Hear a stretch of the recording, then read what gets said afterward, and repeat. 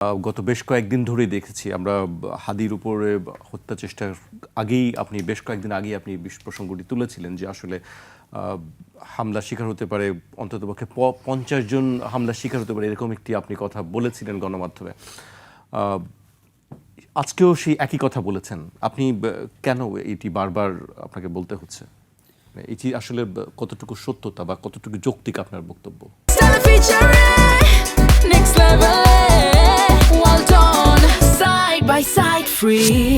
দেখেন, প্রধান উপদেষ্টা নিজেই বলেছেন যে আওয়ামী লীগ নির্বাচন বানচাল করার জন্য গভীর চক্রান্তে লিপ্ত হয়েছে। আপনি যদি অ্যানালাইসিস করেন যে গভীর চক্রান্ত কী, গভীর চক্রান্তের মধ্যে যারা প্রার্থী তাদেরকে টার্গেট করা, এবং সেই টার্গেট করা শুরু হয়ে গেছে। আমরা দেখলাম ঢাকা ৮ আসনের প্রার্থী হাদি সাহেব, তার উপর যে ধরনের আক্রমণ করা হয়েছে পরিকল্পিতভাবে হত্যার উদ্দেশ্যে, এবং তিনি এখনও পর্যন্ত যে অবস্থায় আছেন, আমি ডাক্তারদের সাথে কথা বলেছি, তার ফেরার সম্ভাবনা খুবই ক্ষীণ। একমাত্র আল্লাহ চাইলে তিনি ফিরতে পারেন। শান্ত ভাইয়ের সাথে কথা বলছিলাম, ওই দিন তিনি বলছিলেন যে পৃথিবীর ইতিহাসে এখনও পর্যন্ত এই ধরনের যারা আহত হয়েছে 4 জন সম্ভবত ফিরে এসেছে। হাদি যদি ফিরে আসে সেটা আল্লাহর অশেষ কুদরতে। আমরা অপেক্ষা করি যে আল্লাহ আসলে তাকে আমাদের মাঝে ফিরিয়ে দেয় কিনা। তবে এটি সত্য যে তাকে হত্যার উদ্দেশ্যেই এই গুলিটা করা হয়েছে। দেখেন, হাদি নিজেও বলছিল, বারবার বলছিল, এবং তিনি এইভাবে আক্রান্ত হওয়ার কয়েকদিন আগে সময় টেলিভিশনে একটি সাক্ষাৎকার দিয়েছিলেন। তার ফেসবুকের পোস্টগুলো দেখবেন, তার বক্তব্যগুলো যদি অ্যানালাইসিস করেন, এবং অবশ্যই গোয়েন্দা সংস্থা আমাদের, তাদের বা শান্ত ভাইদের সবার বক্তব্য অ্যানালাইসিস করে, বিশেষ করে এনএসআই, ডিজিএফআই এই কাজগুলো করে।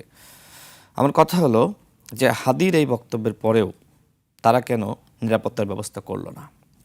আমি যেহেতু রাজনীতি করি, অনেকের সাথে আলাপ আলোচনা কথাবার্তা হয়, 50 জন একটি সংখ্যা, এটা হতে পারে 100 জন, এটা হতে পারে আরও কম।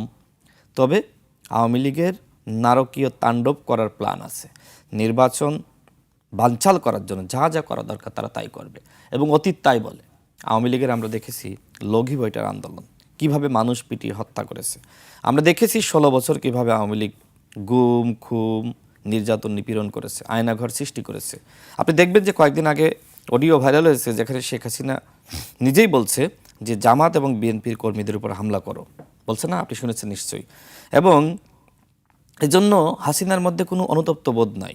তিনি একজন বিকৃত মস্তিষ্কের মহিলা। এই মহিলা এমন কোনো কাজ নেই যা করতে পারে না। তার ভিতরে মনুষ্যত্ব নাই, তার ভিতরে ঈমান নাই, তার ভিতরে আসলে দয়া মায়া বলতে কিচ্ছু নাই। দেখেন, যেদিন আবু সাইদ মারা গেল, আমি যদি বাংলাদেশের প্রধানমন্ত্রী হতাম, আমি কি করতাম? আমি সাথে সাথে আবু সাইদের বাসায় যেতাম এবং আমি জাতির কাছে ক্ষমা চাইতাম। কিন্তু হাসিনা কি করলো? হাসিনা আরও অসংখ্য আবু সাইদকে গুলি করার নির্দেশনা দিল। তার মানে যে কোনো মূল্যে ওই মুক্তিযোদ্ধা কোটা তাকে ফিরিয়ে আনতে হবে, কারণ তার সন্তানেরা, যাদেরকে তিনি মনে করেন যে মুক্তিযোদ্ধাদের সন্তান, সেই সন্তানেরা নাকি চাকরি পাচ্ছিল না। আমি বিশ্বাস করি প্রকৃত মুক্তিযোদ্ধার সন্তান তারা কখনোই কোটা চায় না। তারা মনে করে যে বাংলাদেশে মুক্তিযুদ্ধ হয়েছিল বৈষম্য দূর করার জন্য, কিন্তু বাংলাদেশে আবার বৈষম্য ফিরে আসুক তারা এটি চায় না। সুতরাং প্রকৃত মুক্তিযোদ্ধারা শেখ হাসিনার বিরুদ্ধে ছিল, আর শেখ হাসিনা সবসময় জনগণের বিরুদ্ধে ছিল। এই শেখ হাসিনাকে বাংলাদেশের জনগণ বিতাড়িত করেছে। বাংলাদেশের জনগণ এমন আন্দোলন করেছে যে আন্দোলনের মধ্য দিয়ে হাসিনা দিল্লি পালাতে বাধ্য হয়েছে। হাসিনার কি ক্ষোভ নাই? এই যে বাংলাদেশের জনগণের উপরে এবং যারা ভিন্ন মতের দলগুলো ছিলাম, এদের উপরে এত দমন পীড়ন নিপীড়ন হলো কোন জায়গা থেকে? ক্ষোভের জায়গা থেকে, যে বাংলাদেশের জনগণ নাকি তার বাবাকে খুন করেছে। আসলে কি বাংলাদেশের জনগণ খুন করেছে? বিএনপি করেছে? জামায়াত করেছে? বাংলাদেশের জনগণ নয়, বরং হাসিনার বাবাকে, শেখ মুজিবকে খুন করেছে আওয়ামী লীগের নেতৃবৃন্দরা। কেন? কারণ শেখ মুজিব আসলে স্বৈরশাসক হয়ে গিয়েছিল।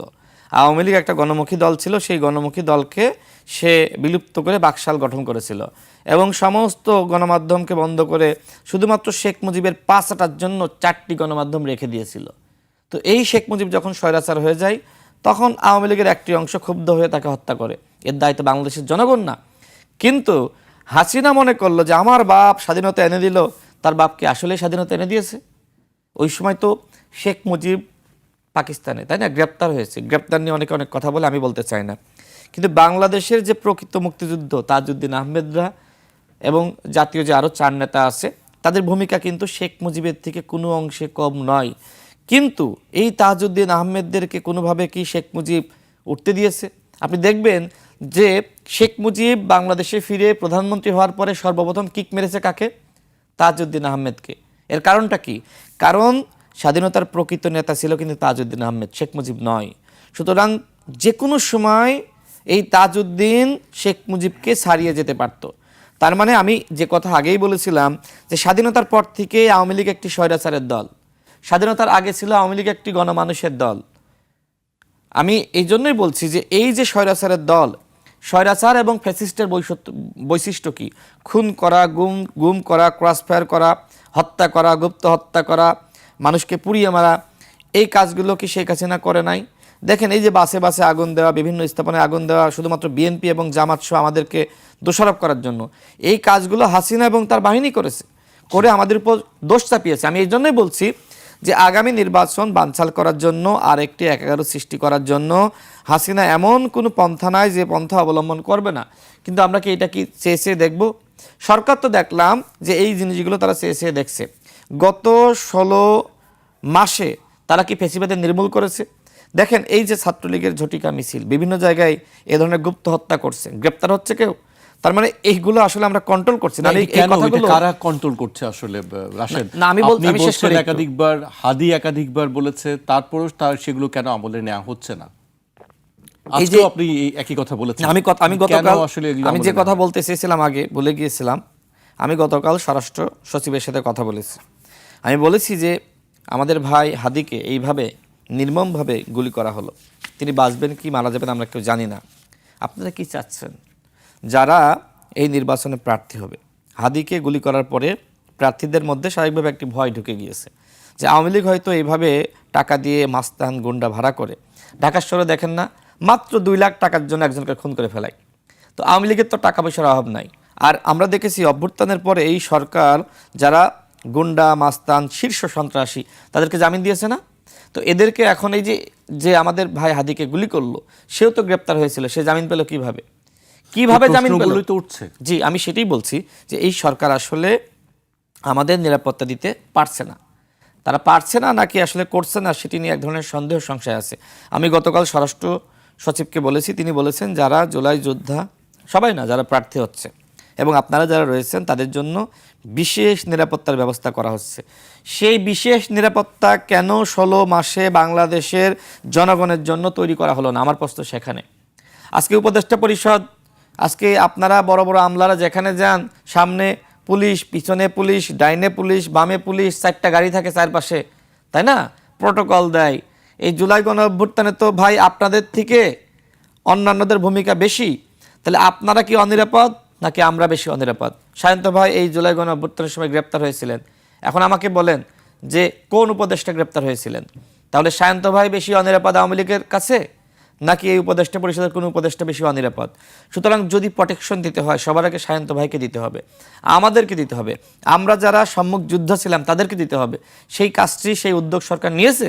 আজকে যে আমার ভাই উসমান হাদি সে মৃত্যু পথযাত্রী, এর জন্য প্রধান উপদেষ্টাকে দায় নিতে হবে। আপনার নিরাপত্তা ব্যবস্থা কেমন? আমার নিরাপত্তার ব্যবস্থা, আমি কিভাবে নিরাপত্তার ব্যবস্থা করব?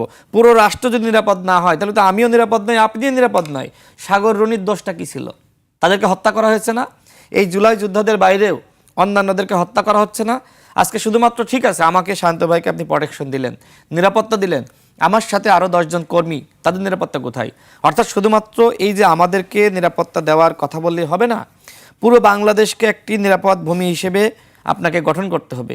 সেই কাজটি করতে ডক্টর মোহাম্মদ ইউনূস ব্যর্থ হয়েছে। আমরা পলিটিক্যাল গভর্নমেন্টের অনেক সমালোচনা করি। বাংলাদেশের ইতিহাসে অন্তর্বর্তীকালীন সরকার একমাত্র সরকার, অতীতের কোনো সরকার, তত্ত্বাবধায়ক সরকার বা এই ধরনের সরকার 3 মাসের বেশি সময় পায়নি। তারা প্রায় আপনার 18 মাসের কাছাকাছি সময় পেতে যাচ্ছে। এই সময়ের মধ্যেও তারা কিন্তু বাংলাদেশকে নিরাপদ করার জন্য, মানে শুরুটা করতে হয় না যে আমি শুরুটা এইভাবে করলাম, শেষটা পলিটিক্যাল গভর্নমেন্ট এসে এইভাবে করবে, সেই শুরুটা তারা করে নাই। তাদের ভাব দেখলে মনে হয় যে একজন বিশাল বিশাল জুলাই যোদ্ধা, মানে উপদেষ্টাদের এমন আচরণ, মানে বিশাল জুলাই যোদ্ধা, কিন্তু তাদের ছেলেরা মেয়েরা দেখবেন বিদেশে পড়াশোনা করে। এই উপদেষ্টা পরিষদে যারা আছে 2-1 হয়তো কাজ করেছে, কিন্তু অধিকাংশই তারা আখের গুছিয়েছে, তারা নিজেদের সম্পদ বাড়িয়েছে। এই উপদেষ্টা পরিষদের এই সুশীলরা তারা বলেছিল আমরা ক্ষমতায় আসছি, আসলে আমরা দায়িত্ব নিয়েছি এবং আমরা প্রত্যেক মাসে আমরা সম্পদের হিসাব দিব। কেউ দিয়েছে? কেন দেয়নি? কি কারণে দেয়নি? সমস্যা কোথায়? আপনারা তো খুব সৎ। আমি এর আগে আপনার টকশোতে বলেছি যে কয়েকজন উপদেষ্টার আত্মীয় স্বজন মিলে আওয়ামী লীগের ব্যবসা প্রতিষ্ঠান পরিচালনা করছে, আপনি নামও প্রটেকশন দিচ্ছে, নামও বলেছিলাম। আজকে সেই বিষয়গুলো কেন তদন্ত হচ্ছে না? আজকে আওয়ামী লীগের ব্যবসায়ীদের কারা প্রটেকশন দিচ্ছে? আজকে আওয়ামী লীগের জেলা পর্যায়ের নেতারা তারা নাকি স্বতন্ত্রভাবে এবং কেন্দ্রীয় নেতারা স্বতন্ত্রভাবে ইলেকশন করবে। আমার ভাই হাদিকে গুলি চালিয়েছে হত্যার উদ্দেশ্যে, সে আমাদের মাঝে ফিরে আসবে কি আসবে না আমরা জানি না। এই হাদির ঘটনার পরে কোনো আওয়ামী লীগের যদি মনে করে মাঠে নেমে নির্বাচন করবে, পিঠে ছালা বেঁধে মাঠে নামতে হবে। আমি 50 জনের কথা বলেছি না, শেখ হাসিনা আবারও বাংলাদেশে ফেরার জন্য 50 জন না, যদি 50,000 মানুষকে খুন করা লাগে, গুম করা লাগে, ক্রসফায়ার দেওয়া লাগে, সন্ত্রাসী ভাড়া করে হত্যা করা লাগে, শেখ হাসিনা সেই চরিত্রের মানুষ, এই জঘন্য কাজও সে করতে পারে। সুতরাং এই আওয়ামী লীগ, এই শেখ হাসিনা, এই জাতীয় পার্টির 14 দল যারা ফ্যাসিস্ট এবং তাদের দোসর, তারা বাংলাদেশে আর রাজনীতি করার অধিকার রাখে না, নির্বাচন করার অধিকার রাখে না। তাদের অধ্যায় ক্লোজ করে দেওয়া হয়েছে এবং এটি আমি করি নাই। এদেশের জনগণ 5 আগস্ট রায় দিয়েছে, বাংলার মাটিতে হাসিনা এবং তার দোসররা কোনো রাজনীতি করতে পারবে না, আর নির্বাচন তো বহু দূরের কথা। আমি আবার